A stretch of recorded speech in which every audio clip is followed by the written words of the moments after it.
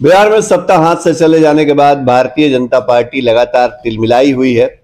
BJP को जिस तरह बिहार में चुनौती मिल रही है और नीतीश और तेजस्वी की जोड़ी लगातार यह कह रही है कि लोकसभा चुनाव में वह भारतीय जनता पार्टी को बिहार से आउट कर देंगे, उसके बाद बीजेपी के बड़े रणनीतिकारों को यह समझ में नहीं आ रहा है कि दरअसल बिहार में इस चाचा भतीजे की जोड़ी से कैसे मुकाबला किया जाए।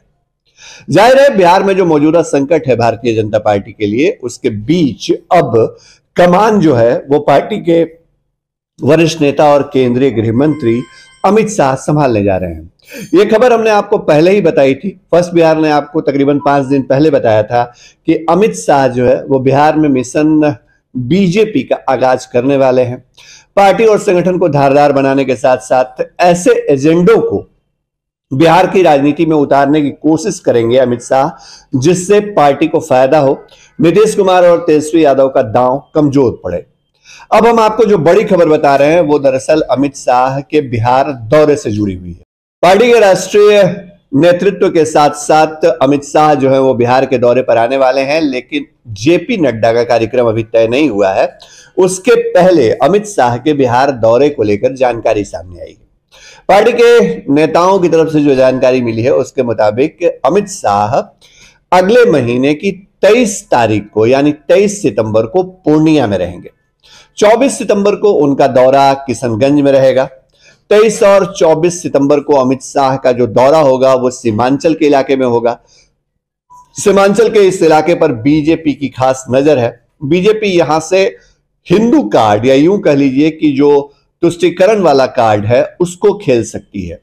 बीजेपी जानती है कि बिहार में अगर नीतीश कुमार और तेजस्वी यादव की जोड़ी को शिकस्त देनी है तो उसके लिए जरूरी है कि कास्ट लाइन से ऊपर अलाइनमेंट करते हुए हिंदू वोटरों को एकजुट किया जाए, और सीमांचल इसके लिए सबसे मुफीद प्लेटफॉर्म हो सकता है। सीमांचल में जिस तरह अल्पसंख्यकों की आबादी बढ़ी है, जिस तरह अल्पसंख्यकों का दबदबा है, जिस तरह सरकार की नीतियां अल्पसंख्यकों को ध्यान में रख करके बनाई जाती रही हैं वहां पे, इसके बीच अमित शाह का जो दौरा है वो बेहद खास माना जा रहा है। अमित शाह 2 रैलियां करने वाले हैं वहां पे। एक रैली जो है पूर्णिया में होगी, दूसरी किशनगंज में होगी।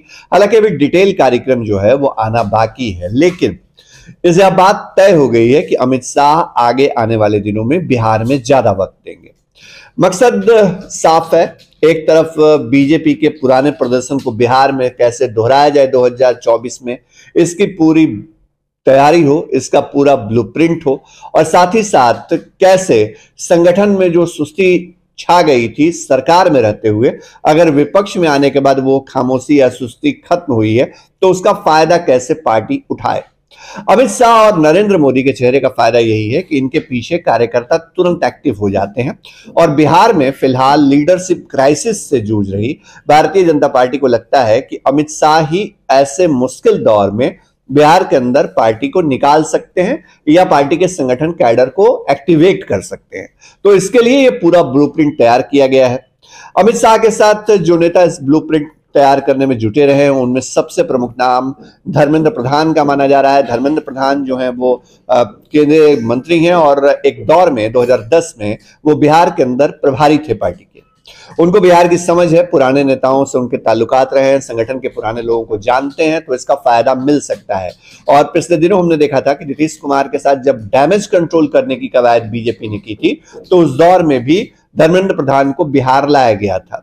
ये अलग बात है कि भूपेंद्र यादव को बिहार प्रभारी के पद से अब तक हटाया नहीं गया है आधिकारिक तौर पे, लेकिन धर्मेंद्र प्रधान की भूमिका बिहार में बढ़ाई गई थी। तो ऐसे में बड़ा सवाल यह भी है कि क्या अमित शाह और जेपी नड्डा के दौरों के बीच धर्मेंद्र प्रधान की जो उपस्थिति है, मौजूदगी है, वो भी ज्यादा दिखेगी बिहार में।